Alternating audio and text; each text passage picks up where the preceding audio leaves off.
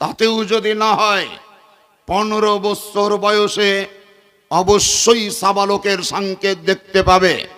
যদি দেখতে না পাই তাহলে শারীরিক প্রবলেম আছে, ডাক্তারের চিকিৎসা নিতে হবে। তাহলে সাবালক হওয়ার আপনার সিস্টেম পেলাম শরীয়ত মতে 15 বছর বয়সে ছেলেদের, শেষ 13 বছর বয়সে মেয়েদের। তাহলে 15 বছর বয়সেই আমার উপরে নামাজ ফরজ হয়ে গেছে। আমি নামাজ 15 বছর বয়সে শুরু করিনি।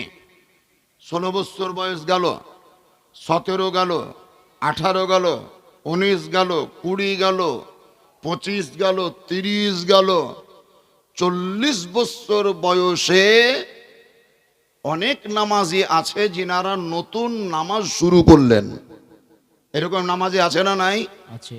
আবার কিছু নামাজি আছে, নামাজ যেদিন শুরু করছে সেদিন আমার রুকু সাজদা করা সম্ভব হচ্ছে না, তো প্রথম দিনেই দেখছি তো চেয়ার বেঁধে নিয়ে যাচ্ছে, মসজিদে চেয়ার নিয়ে যেতে হচ্ছে ওকে। তার মানে যখন ওর হাঁটু ভাঙতো, সাজদা করতে পারত, তখন নামাজের ধার ধারেনি। যখন আর মাজা কোমর চলে না, হাঁটু ভাঙে না, চোখে সুঝে না, আর ব্রেন কাজ করে না, তখন বহুর জ্বালাই, বেটার জ্বালাই, স্ত্রীর বকুনি খেয়ে বাড়ি ঘরে কাজ গোড়ারি ফেলবে না বলে মসজিদে কাজ গোড়ারি ফেলার নিয়তে চেয়ার বেঁধে মসজিদে ঢুকলো। তা আবার কেমন নামাজি? 17 দিনও নামাজ পড়া হয়নি, মসজিদের মৌলবীর ভুল ধরে লিয়াছে। নামাজ শুরু করলে 40 বছর বয়সে, মাত্র 17 দিন হলো নামাজ পড়া, এরই ফাঁকে মৌলবীর ভুল ধরে ফেলেছ। পুরাতন নামাজি যারা, ওদেরকে ডায়লগ দিচ্ছে, কি করছো তোমরা? এতদিন ধরে নামাজ পড়ছো, মৌলবীর ভুল ধরতে পারোনি? আমি কয়েকদিন আসা মাত্রই মৌলবীর ভুল ধরে নিলাম। মৌলবীর কি ভুল ধরেছে জানেন? পালির বাড়ির খাবার মৌলবী সাহেব যখন খেতে বসেন জোহরের নামাজের পর, ওই চাচা সাইডে বসেছিল, তো খাবারের টাইমে মৌলবী সাহেবকে খেতে বলেনি। এটা হলো আর ভুল। বুঝতে পারলেন না ভুলটা? ওকে ডাকেনি যে চাচা আসেন দুটো খেয়ে নেন, এই কথাটা বলেনি। এই চাচার মারাত্মক রাগ সমাজকে ভাঙনের সৃষ্টি করালো। জানো মৌলবীর কেমন হুঁশ, মৌলবীর কেমন বুদ্ধি। আমি একটা মুরব্বী লোক, আর চোখের সামনে বসে থাকলাম, আমি তো খাবো না, আমি তো যাব না, আমি তো পরের বাড়িতে তেমন খেতে ভালোবাসি না, কিন্তু মুখ ফুটে একবার বলতে তো পারতো। 10 মিনিট ধরে হাউমাউ করে খেলো মৌলবী, আমাকে একবারও ডাকলো না। তার মানে এটা মৌলবীর মারাত্মক ভুল হয়েছে। এই ভুলের জন্য মেলা মৌলবীকে মসজিদ ছাড়তে হয়েছে না হয়নি? জোরে বলেন হয়নি?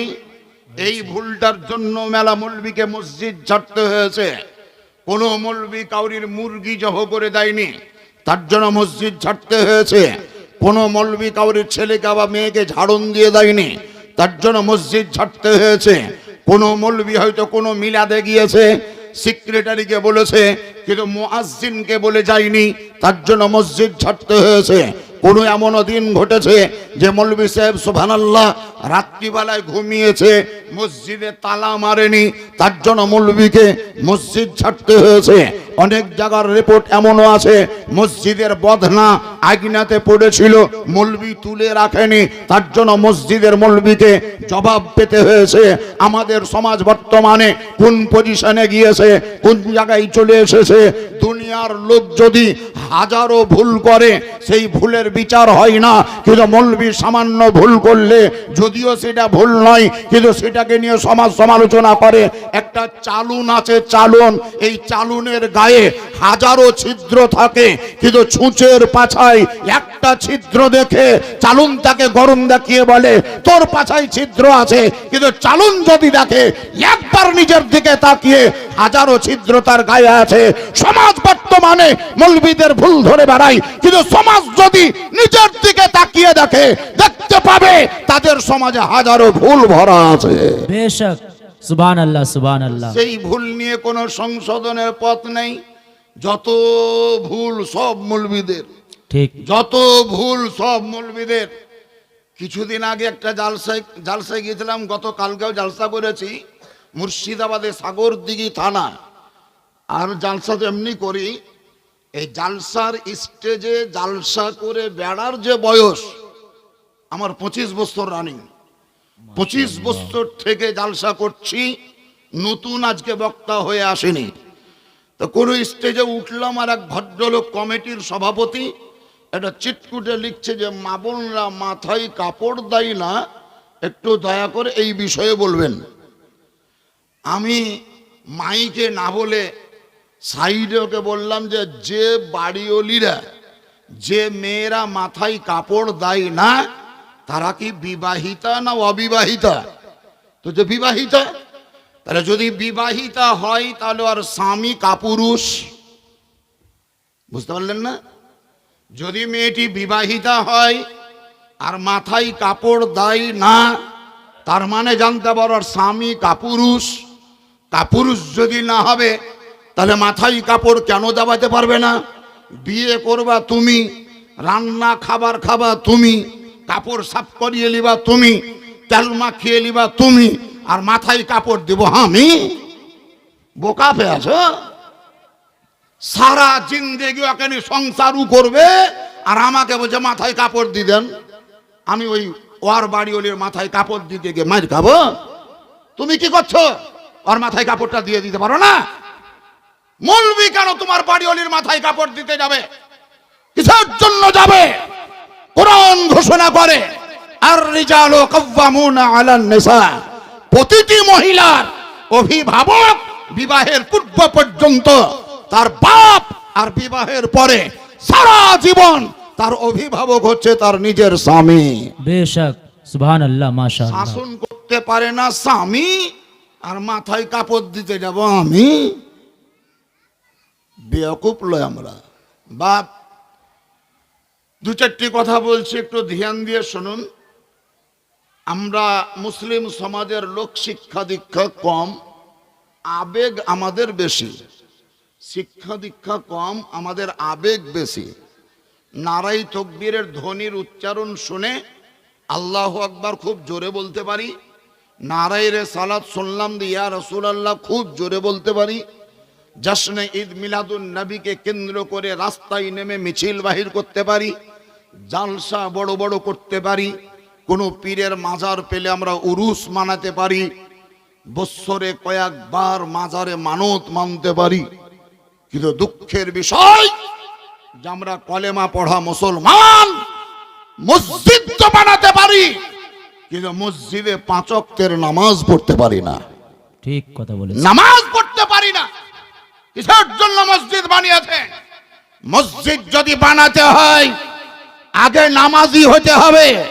মসজিদ যদি বানাতে হয় আগে পরহেজগার হতে হবে। মসজিদ যদি বানাতে হয় আগে প্রেমিকের রসুল হতে হবে। মসজিদ যদি বানাতে হয় আশিকে রসুল হতে হবে। মসজিদ যদি বানাতে হয় আল্লাহর ভয় কলবে রাখতে হবে।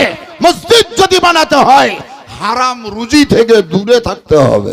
नारे तकबीर, আল্লাহু আকবার। नारे रिसालत, मसला के आला हजरत, फैजान आला हजरत कॉन्फ्रेंस, नारे तकबीर, नारे रिसालत। মসজিদ জানেন, মসজিদ মসজিদ মক্কাতে আমাদের নবীর জামানায় একটাও মসজিদ ছিল না। ধ্যান দিয়ে শুনেন, একটাও মসজিদ নেই।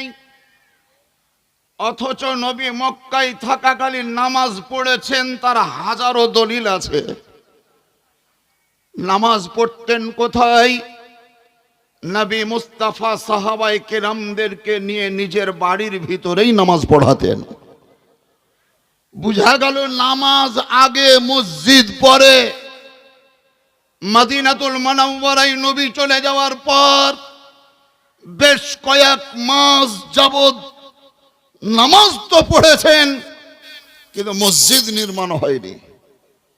কয়েকটি মাস অতিবাহিত হওয়ার পরে সাহাবায়ে কেরামগণকে এক জায়গায় ডেকে একত্রিত করে নবী আমার মিটিং করতে লাগলেন। সাহাবায়ে কেরামগণকে বললেন, হে আমার সাহাবারা, আনসার প্লাস মুহাজিরিন, উভয় পক্ষকেই আমি বলছি, আমরা মক্কায় নামাজ পড়েছি, শান্তি পাইনি। মক্কায় নামাজ পড়েছি, তৃপ্তি পাইনি। মক্কায় নামাজ পড়েছি, মনের ভয় দূর হয়নি। মক্কায় নামাজ পড়েছি, কাফিরদের অত্যাচার কমেনি। আজকে আমরা মদিনায় চলে এসেছি, এখানে আমাদের কোনো শত্রুপক্ষ নেই। আমরা স্বাধীনতা লাভ করেছি, স্বাধীন হয়ে গিয়েছি। এখন যদি মসজিদ বানিয়ে নামাজ পড়া যায়, তাহলে কেউ বাধা প্রদান করবে না, বাধা দিতে আসবে না। তাই তোমাদের নিকট থেকে আমি মশওয়ারা চাইছি, একটি মসজিদ বানালে কেমন হয়? সাহাবায়ে কেরামগণ সকলে একসঙ্গে কণ্ঠ মিলিয়ে উঁচু আওয়াজে বলেছিলেন, ঠিক ইয়া রাসূলুল্লাহ, মসজিদ বানানো অত্যাবশ্যক, জরুরি, খুবই প্রয়োজন, খুবই প্রয়োজন। মসজিদের খুবই দরকার। নবী বললেন, মসজিদের প্রয়োজন বোধ করছো যখন, একটি জায়গা চয়েস করতে হবে, যেই জায়গায় মসজিদ নির্মাণ হবে। আল্লাহর পয়গম্বর আকা মুস্তাফা আহমদ মুস্তাফা নবী মুহাম্মদুর রাসূলুল্লাহ জোরে পড়ুন সাল্লাল্লাহু তাআলা আলাইহি ওয়াসাল্লাম সাহাবায়ে কেরামদের মশওয়ারা নিয়ে হযরতে আবু আইয়ুব আনসারী রাদিয়াল্লাহু তাআলা আনহের বাড়ির সন্নিকটেই একটি বাগানকে চয়েস করলেন। এটা হচ্ছে চয়েসেবল প্লেস, পছন্দনীয় জায়গা। এই জায়গাটায় মসজিদ নির্মাণ করলে ভালো হয়। যারা বাগানের মালিক তাদেরকে ডাকা হলো।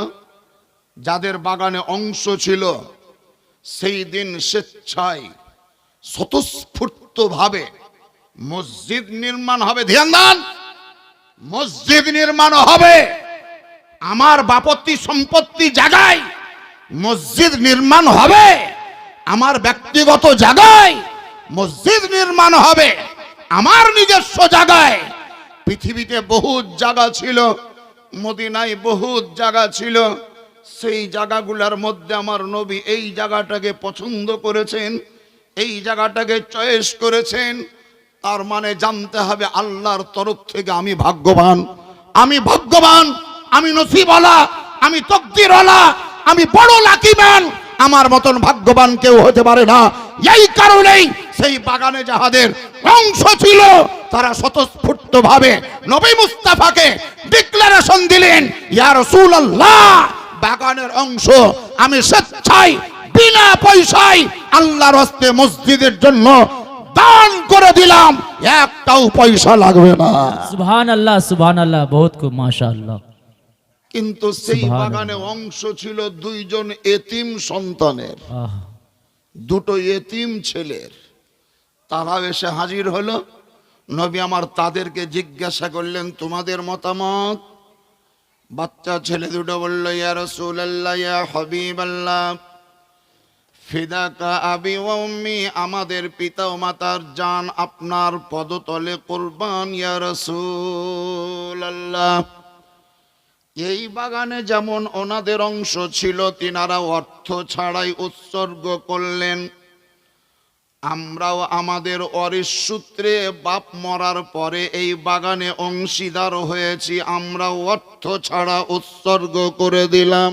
সুবহানাল্লাহ। নবী বলছেন, যেহেতু তোমরা ইয়েতিম, এখনো তোমাদের সেই বয়স হয়নি, এই কারণেই তোমাদের ওই জায়গা মসজিদের জন্য নেওয়া যাবে না, কিছু অর্থের বিনিময় করতে হবে। কি বুঝলেন? যারা পূর্বে দান করলেন তারা এতিম নয়, পরে যারা দান করছেন তারা এতিম। এই কারণেই নবী অর্থের বিনিময় করলেন। এখন যদি পশ্চিমবঙ্গের বুকে, ভারতবর্ষের বুকে সমাজের লোক, দেশের লোক, গ্রামের লোক, পাড়ার লোক কাউরির কোনো জায়গাতে মসজিদ নির্মাণ করার জন্য সর্বসম্মতিক্রমে পছন্দ করে, যেই জায়গাটা আমরা মসজিদ বানাবো, 5 ওয়াক্তের নামাজ পড়ব, আর সেই জায়গা যদি সে স্বেচ্ছায় দান না করে, তাহলে জানতে হবে সেই দিনের ওই এতিম অপেক্ষা বড় এতিম। তোমার মতন এতিম কেউ নাই, তোমার মতন গরিব কেউ নাই। ইতিহাস উঠিয়ে দেখতে হবে। আল্লাহর পয়গম্বর আকা মুস্তাফা মসজিদ নির্মাণ করার সময় সাহাবায়ে কেরামগণকে বললেন পাথর বহে আনো আর এই দেওয়ালের উপরে সাজিয়ে সাজিয়ে রাখো।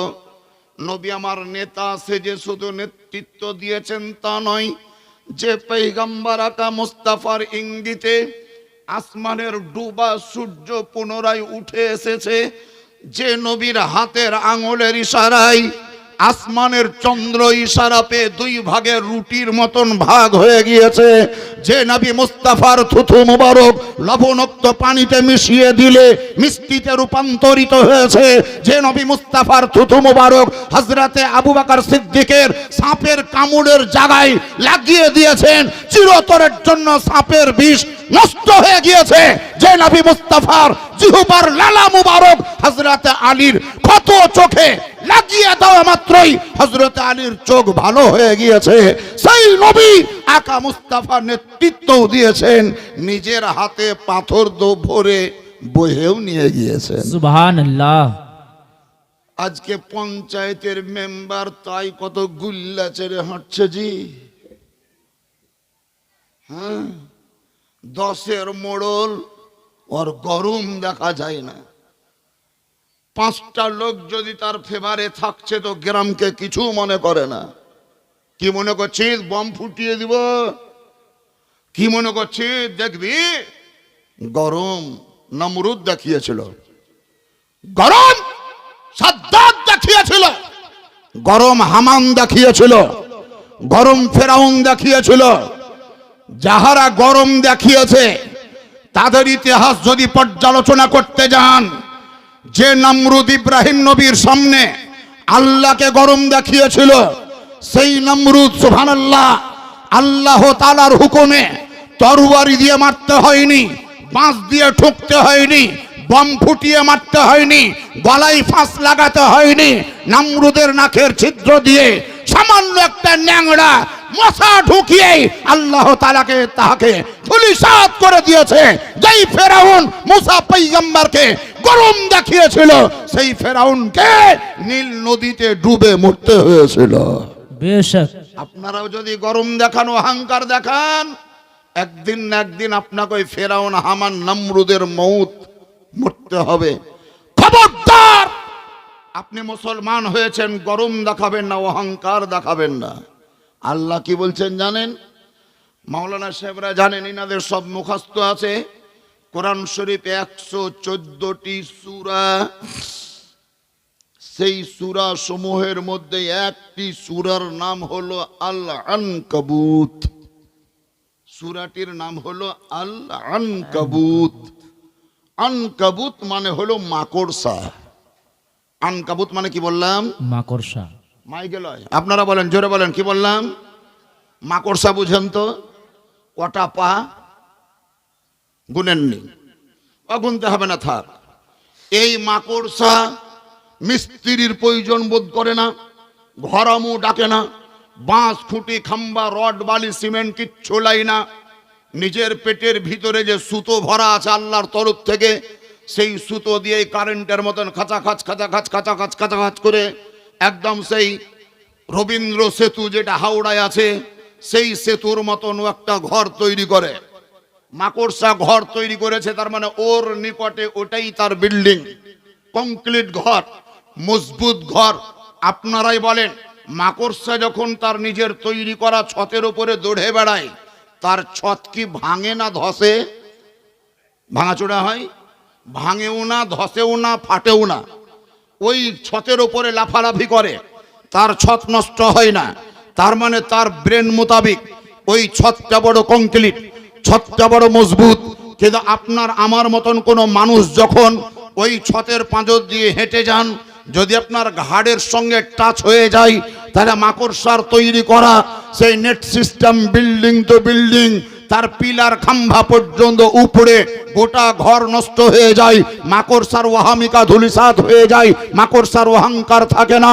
আল্লাহ তাআলা আল আনকাবুত নামক সূরা অবতীর্ণ করে আপনাকে আমাকে শিক্ষা দিতে চেয়েছেন, হে মানব সম্প্রদায় শোনো, মাকড়সাও ঘর তৈরি করে, মাকড়সাও বিল্ডিং তৈরি করে, মাকড়সাও অট্টালিকা তৈরি করে, মাকড়সাও ফ্ল্যাট তৈরি করে, মাকড়সাও বাড়ি তৈরি করে, নিজের নিকটে ওয়াহামিকার গৌরব করে, ওয়াহামিকা দেখায়, গৌরব দেখায়, অহংকার করে, কিন্তু তোমার গায়ে ঠেস লাগলে ওর বিল্ডিং যেমন নষ্ট হয়ে যায়, তোমার তৈরি করা বিল্ডিং নিয়ে তুমি অহংকার করছো, আমি আল্লাহর হুকুম হলেই তোমার অট্টালিকা ধ্বংস হয়ে যাবে। বেশক সুবহানাল্লাহ তোমার সেই সুবহানাল্লাহ।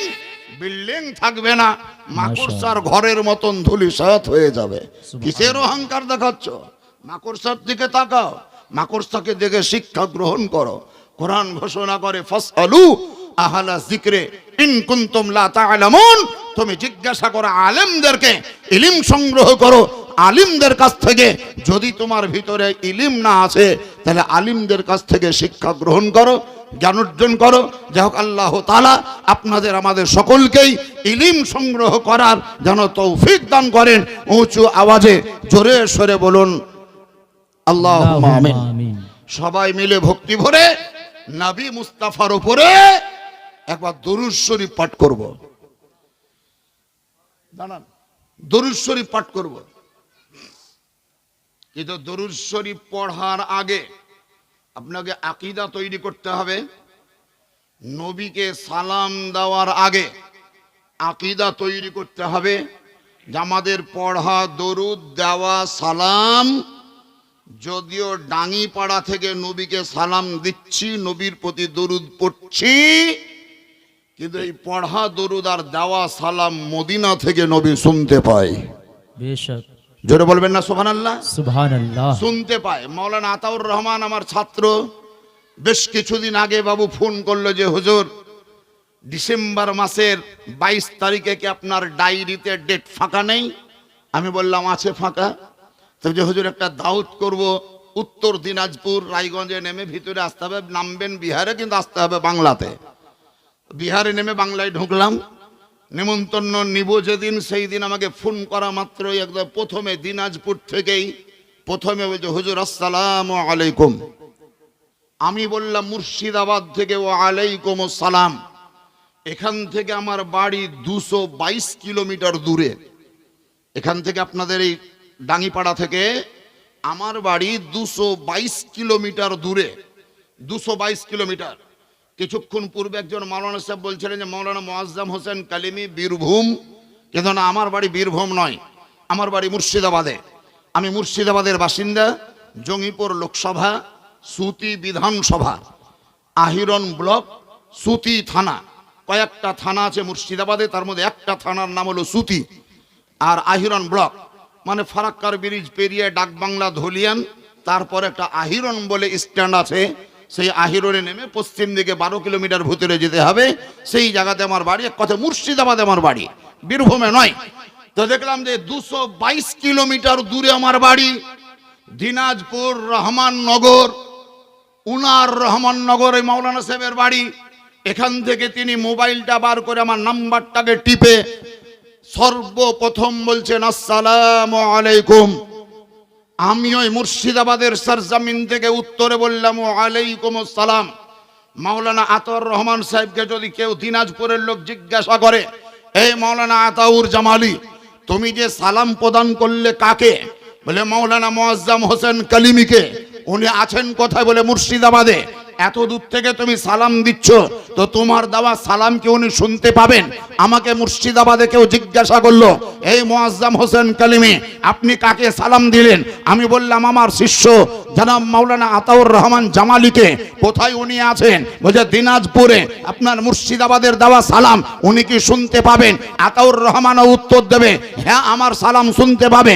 আমিও উত্তর বলবো, হ্যাঁ আমার দেওয়া উত্তর শুনতে পাবে। যদি আবার কেউ প্রশ্ন করে কি করে শুনতে শুনতে পাবে। তাহলে অ্যানসারে বলবো মানুষের তৈরি করা একটা যন্ত্র, যেই যন্ত্রের নাম হলো মোবাইল। মোবাইলের সঙ্গে সংযুক্ত আছে টাওয়ার। এই টাওয়ারের দ্বারাতে আমার দেওয়া সালাম শুনতে পাবে। বুঝতে পারা গেল মোবাইলের দেওয়া সালাম মানুষ শুনতে পায় টাওয়ারে, আর ডাঙ্গিপাড়া থেকে দেওয়া সালাম নবী মুস্তাফা শুনতে পায় আল্লাহর দেওয়া পাওয়ারে। সুবহানাল্লাহ সুবহানাল্লাহ, নারে তাকবীর, জিন্দাবাদ জিন্দাবাদ। মোবাইলের দেওয়া সালাম মানুষ শুনতে পায় টাওয়ারে, আর উম্মতের দেওয়া সালাম নবী শুনতে পায় খোদার দেওয়া পাওয়ারে। দুনিয়ার মানুষ কিছু আছে নালায়েক, আর টাওয়ার তো মানে, কিন্তু খোদার দেওয়া পাওয়ার মানে না। বেশক। তো যারা খোদার দেওয়া পাওয়ার মানে না, ওদেরকে আমরা শরীয়তের দৃষ্টিতে নাবালক বলি। আর আপনারাই বলেন যারা নাবালক হবে, ওই নাবালক ছেলের সাথে মেয়ের বিয়ে দেওয়া চলবে? জোরে বলেন।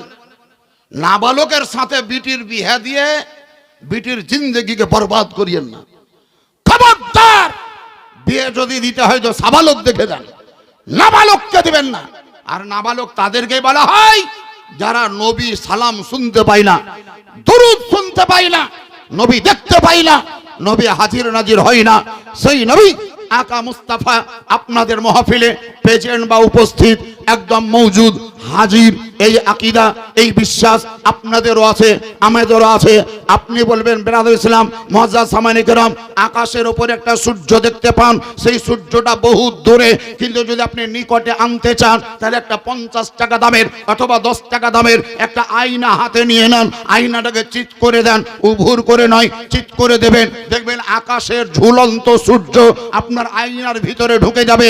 অত দূরে থাকা সূর্যকে আপনি যদি জিজ্ঞাসা করেন, হে সূর্য তুমি অত দূর থেকে এত নিকটে এলে কি করে? সূর্য বলবে এর কাছে আয়না আছে বলে। বুঝতে পারা গেল দূরের সূর্যকে নিকটে আনার জন্য একটি আয়নার দরকার, আর নবীকে নিকটে পাওয়ার জন্য আপনার ভিতরে ঈমানের দরকার। সুবহানাল্লাহ। আয়না যদি থাকে সূর্য কাছে থাকবে, আর ঈমান যদি থাকে তো নবী মুস্তাফা কাছে থাকবে।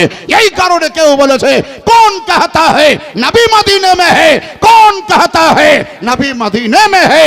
आशिक रसूल का कहना है कि नबी हर आशिकों के सीने में है। বেশক সেই সুবহানাল্লাহ। নবীর উপরে জোরে সোরে ভক্তি ভরে উঁচু আওয়াজে একবার দুরূদ শরীফ পড়ো না। আল্লাহুম্মা সাল্লি আলা সাইয়্যিদিনা মাওলানা মুহাম্মদ ওয়া আলা আলি সাইয়্যিদিনা ওয়া আলা আলি সাইয়্যিদিনা মাওলানা মুহাম্মদ সাল্লাল্লাহু তাআলা আলাইহি ওয়াসাল্লাম।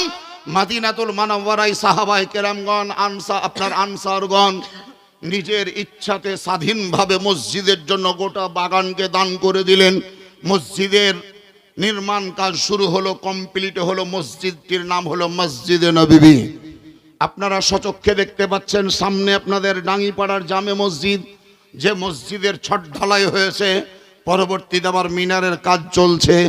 এই মসজিদ সুবহানাল্লাহ এক সময় ঈদগাহ বলে প্রমাণিত ছিল। ঈদগাহ দূরে গিয়েছে, মসজিদ আপনাদের স্বার্থে এখানে হয়েছে। যদিও 70-75টি ঘরের বস্তি আপনাদের এই ডাঙ্গিপাড়ায়, কিন্তু এটা জেনে রাখবেন আপনাদের মসজিদ নির্মাণের জন্য 1,00,000-2 লাখ টাকা কোনো সরকার দিবে না, আর কোনো কোম্পানিও দিবে না। আর এটাও শরীয়তের আইন যে মসজিদ বানাবার জন্য সবারই টাকা নেওয়াও চলবে না।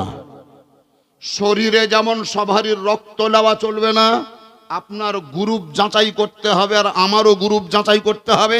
আপনার যদি ও নেগেটিভ হয় আর আমার যদি AB+ হয়, আমি 5 বোতল রক্ত দিলেও 1 ফোঁটাও আপনি নিতে পারবেন না। আপনার শরীরের যদি 2 বোতল রক্ত আমাকে দিব মনে করেন, আমি 1 ফোঁটাও নিতে পারবো না। যদি আপনি আমার বেটা, যদি আপনি আমার ভাই, যদি আপনি আমার শ্বশুর, যদি আপনি আমার অন্য কেউ, তবে আপনার দেহের ব্লাড আমার দেহে নেওয়া চলবে না। তার কারণ আমার ব্লাড গ্রুপ হচ্ছে AB+, আপনার ব্লাড গ্রুপ হচ্ছে O নেগেটিভ। ও নেগেটিভ, ও নেগেটিভ। আপনাকে গ্রুপটা দেখতে হবে। আপনাদের গ্রুপ হচ্ছে আহলুস সুন্নাত ওয়াল জামাত, সুন্নি হানাফি মাসলাকে আলা হযরতের উপরে প্রতিষ্ঠিত থাকা ইমামে আহমদ রাজার খাদিম বা গোলাম, আশিকে রাসূল। যার আশিকে রাসূল হবে, মসজিদ যদি বানাতে চাও আশিকে রাসূলের পয়সা নিতে হবে, দুশমনে রাসূলের নেওয়া চলবে না। আপনারা আশিকে রাসূল যারাই বসে আছেন, আল্লাহর নবী আকা মুস্তাফাই পৃথিবীতে এসেছেন চন্দ্র মাসের 12 তারিখে। আমি একটা লোকের কাছ থেকে একটু ইতিহাস তৈরি করতে চাইছি। এই মসজিদের জন্য মাত্র 1200টা টাকা দিয়ে কেউ একটু উদ্বোধন করতে পারবেন যে হুজুর আমি মসজিদের জন্য 1200 টাকা দিব? একদম কারেন্টের মতন, দেরি করবেন না, কাল বিলম্ব করবেন না। 1200টা টাকা আমি চাইলাম, কিন্তু আমি জানি যে আপনাদের বাঙি টোলাতে মাশাআল্লাহ সুবহানাল্লাহ, ডাঙ্গি টোলাতে ডাঙ্গি পাড়াতে আপনার কে বলছে সুবহানাল্লাহ 5000 টাকা দেওয়ারও লোক আছে, 10,000 টাকারও দেওয়ার লোক আছে। এরকম লোক আপনাদের অবশ্যই আছে, আমাকে টাকাটা দেন। আমার চারটা দূরে হয়ে গেছে গো, টাকা হাতে না নিলে আমার জোশ উঠবে না, আর ভালোও লাগবে না, মনটাও টাকাগুলো হাতে না পেলে হয়। ছেলে পেলে স্কুল যায় না, তোর বাবু দিলে টাকা লে, যেমনই টাকা পেলে তেমনি স্কুল হাঁটলো। আপনারা টাকা দিবেন, আমার জান মন ভরবে মসজিদের জন্য। তবে বেরাদুল ইসলাম 1200 টাকা দিলেন, আপনি কি নাম? মোহাম্মদ বশির চাচা 1200 টাকার দাতা, লিখতে হবে না খাতা, নগদ দিয়েছে টাকা। দেন টাকা। মেসের আলী বশির আলী 1200 টাকা, মেসের আলী 1200 টাকা, 2 ভাই নাকি? এই তো বুঝে গিয়েছে, সুবহানাল্লাহ। ওজনে পাওয়া যাচ্ছে মেসের আলী আর বশির আলী, ওজনে পাওয়া যাচ্ছে। মিজান পড়া মৌলবি আমি। মোহাম্মদ মনির উদ্দিন 1200 টাকার দাতা, মেসের আলী চাচা 1200 টাকার দাতা, বশির আলী চাচা 1200 টাকার দাতা, মনির উদ্দিন চাচা 1200 টাকার দাতা। 3 জন হলো, খাতা খোলা আছে। 4 নম্বরে 1200 টাকা লাগবে, কে পারবেন? আপনাদের মধ্যে কোনো নওজওয়ান, কোনো মুরব্বী চাচা 1200 টাকা মসজিদকে দিতে হবে, পারবেন না কেউ? কারেন্টের মতন দেরি করেন না, কাল বিলম্ব করবেন না, সময় নষ্ট করবেন না। মা এবং বোনেদের দেওয়া শুরু হবে। আমি মায়েদেরকে বলবো, খালাদেরকে বলবো, ফুফু জানেদেরকে বলবো, আপনারাও টাকা দেন। 500 দেন, 1000 দেন, 1500 দেন, 2000 দেন, 200 দেন, 300 দেন, 100 টাকা দেন। আর যদি টাকা না নিয়ে এসছেন তা আপনার ব্যাংকের অ্যাকাউন্টের ATM কার্ড দিয়ে চলে যান, টাকা তুলে নিব ব্যাংকে। 1200 টাকা 4 নম্বরে কেউ পারবেন না? 1200 টাকা করে কয়েকজন। আল্লাহ রাব্বে কায়নাত বলেন ওয়া মিম্মা রাযাকনাহুম ইউনফিকুন। আমার বান্দা বান্দিরা, আমি আল্লাহ তোমাদেরকে যে সম্পদ প্রদান করেছি সেটা তোমরা ভক্ষণ করো এবং আল্লাহর পথে খরচ করো। 1200 টাকা 4 নম্বর, কে পারবেন? আপনি নিয়েছেন, তাড়াতাড়ি নিয়েছেন, দেরি নয়। 1200 টাকা। এই মা বোনদের দিকে একটা কমিটির ছেলে পাঠাও তো, খাতার কলম নিয়ে যান, মা এবং বোনেরা টাকা দেবে ইনশাল্লাহ, হলে যে আমি জানি। এখানে 1200 টাকা। ভাই কমিটির 2 জন লিখনেওয়ালা এখানে স্টেজে দেখা করেছে। ইজাবুল হক, ইজাব কবুল থেকে ইজাব এসছে। এদের ইজাবুল হক মানে হক কবুল করনে ওয়ালা। মাশাআল্লাহ সুবহানাল্লাহ 1100 টাকা তিনি নগদ দিয়ে দিয়েছেন। আল্লাহ তাআলা যেন তাহার দানকে কবুল করেন, মঞ্জুর করেন। উঁচু আওয়াজে বলুন আল্লাহুম্মা আমিন। ওই যেন মেয়েটা না ছেলেটা, ওইটা কাউসার আলী, এখানে দেখা করো। 1100 টাকা একজন দিলেন, নাম হলো ইজাবুল হক মনিরুল ইসলাম, তিনি টাকা দিয়েছেন 1200। মেসের চাচা টাকা দিয়েছেন 1200, বশির চাচা দিয়েছেন টাকা 1200। 3 জন হয়েছে ওইদিকে, 1100 টাকা হলো একজন, টোটাল 4 জন হয়ে গেল। 5 নম্বরে 1200 টাকা লাগবে, কে পারবেন? 1200 টাকার দাদা একজনও নাই। এ বাবাজিরা, মা এবং বোনেরা, 1200 টাকা মানে এমন একটা হার্ড ক্যাশ নয়, খুব আপনার টাপ নয়, অল্প স্বল্প। জিজ্ঞাসা করলাম, চাইলাম, তার কারণ এই মসজিদটা আপনাদের ঐতিহ্য, মসজিদটা হচ্ছে আপনাদের প্রতিভা বিস্তারকারী। আপনার যদি ব্যক্তিগত বাড়ি ঘর ভালো হয় তো যে কোনো বিদেশি লোক এসে বলবে রবিউলের বাড়িটা ভালো, মুন্টুর বাড়িটা ভালো, মেশেরের বাড়ি ভালো, বসিরের বাড়ি ভালো, ইজাবুলের বাড়ি ভালো, আর মসজিদটা যদি সুন্দর করতে পারেন তাহলে বিদেশি লোক এসে বলবে ওই গ্রামের মসজিদ ভালো, তার মানে নিশ্চয়ই গ্রামের মানুষ ভালো। একটা মসজিদের জন্য গোটা গ্রামের সুনাম যেন জড়িত হয়ে যাবে। তাই বলছিলাম বাবাজি 1200 টাকা খোদার ঘর মসজিদের জন্য লাগবে। 4 নম্বরে কে পারবেন? না একজন শুনতে পাচ্ছেন তো আওয়াজ? নিশ্চয় 1200 টাকা খোদার ঘর মসজিদে দিবেন তো ঘাবড়াবেন কেন? টেনশন নেবেন কেন? চিন্তা করবেন কেন? আজকে বাবাজিরা যদি আপনি ধ্যান দিয়ে দেখেন, সুবহানাল্লাহ। চাচা কিছু বলবেন বোধহয় নাকি?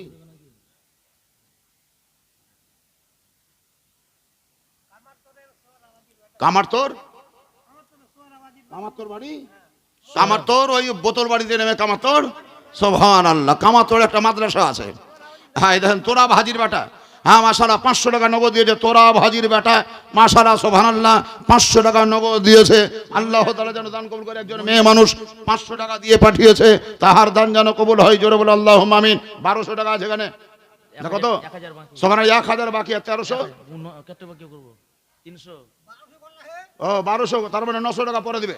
900 টাকা বাকি। কি নাম? কালু শেখ। কালু শেখ, রং যেমন নামও তেমন।